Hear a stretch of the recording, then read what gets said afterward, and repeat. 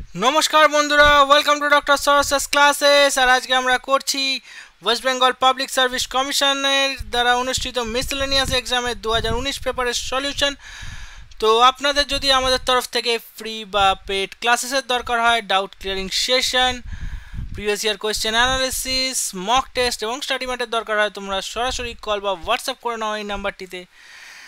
এবং আমাদের এখন মিসলেনিয়াস এবং ক্লার্কশিপের জন্য কম্বো ক্র্যাশ কোর্স চালু হয়েছে। যদি অ্যাডমিশন নিতে চাও তো খুবই কম, প্রচুর ডিসকাউন্ট প্রোভাইড করা হচ্ছে এই কোর্সটার ওপর। তো যদি অ্যাডমিশন নিতে চাও তো তাড়াতাড়ি কল করে নাও, লিমিটেড সিটস আছে। তো আর যদি প্রিপারেশান নিতেই চাও তো সরসেস ক্লাসেসের সাথে নাও এবং নিজের প্রিপারেশানকে আরও বুস্ট আপ তৈরি করো। So let's start with question number 9। কি বলা হচ্ছে, নিম্নলিখিত কোন অধিকারটি ভারতীয় সংবিধান অনুসারে আর মৌলিক অধিকার বলে গণ্য হয় না? তো এখানে যেটি মৌলিক অধিকার বলে গণ্য হয় না, এটাকে সেটি হলো সম্পত্তির অধিকার, অপশান ডি। তো এটার সম্বন্ধে কিছু জেনে নেওয়া যাক। এটি ভারতবর্ষে এসেছিল 19(1)(f) আর আর্টিকেল 33 দিয়ে, আর্টিকেল 31 দ্বারা, এবং এটিকে 44th অ্যামেন্ডমেন্টেও রাখা হয়েছিল। 44th অ্যামেন্ডমেন্টেও রাখা হয়েছিল। ওকে, যেটা 1978 সালে অ্যাবলিশ করে দেওয়া হয়েছিল ফান্ডামেন্টাল রাইট থেকে। তাহলে এখানে সঠিক উত্তর কি হয়ে যাবে?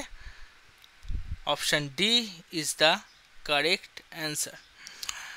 আর তারপরে বলা হচ্ছে গ্রেটা থুনবার্গ বা থনবার্গ তিনি কে ছিলেন?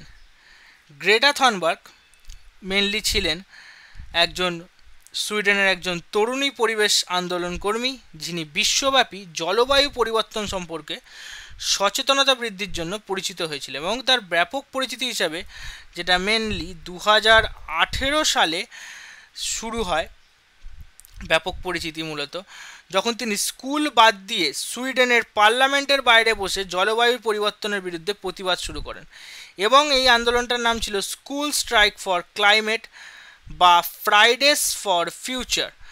তাহলে এই ছোট্ট প্রতিবাদটি কিন্তু দ্রুত একটা বৈশ্বিক আন্দোলনে পরিণত হয়, যা লাখ লাখ স্কুল ছাত্রীকে অনুপ্রাণিত করে এবং তাদের নিজ নিজ দেশের সরকারকে জলবায়ু সংকট সমাধানের কার্যকর পদক্ষেপ গ্রহণের জন্য আহ্বান জানাতে। গ্রেটার এই আন্দোলন তার বয়স অনুযায়ী অসাধারণ সাহসিকতা এবং বিশ্বব্যাপী পরিচিতি এনে দেয়। তাই তিনি যখন আন্তর্জাতিক ফোরামে বক্তৃতা দিয়েছিলেন, যেমন জাতিসংঘের জলবায়ু সম্মেলন এবং ডাভোর্সের ওয়ার্ল্ড ইকোনমিক সম্মেলন, তাই ইনি